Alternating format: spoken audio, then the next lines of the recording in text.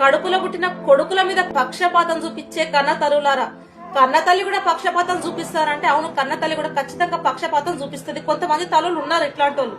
ఓ కొడుకుని ఒక తిరగ చూస్తారు, ఇంకో కొడుకుని ఇంకో తిరగ చూస్తారు.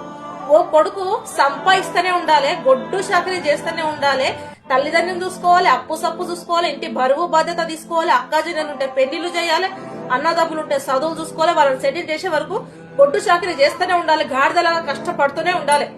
చివరికి అతనికి భార్య ఉన్నదనుకో, ఆ భార్య భర్త సంతోషంగా ఉంటే కూడా వీళ్ళు చూడలేరు. ఇంకో కొడుకు ఏం చేయకున్నా సరే నెత్తి మీద పెట్టుకుని తిరుగుతారు.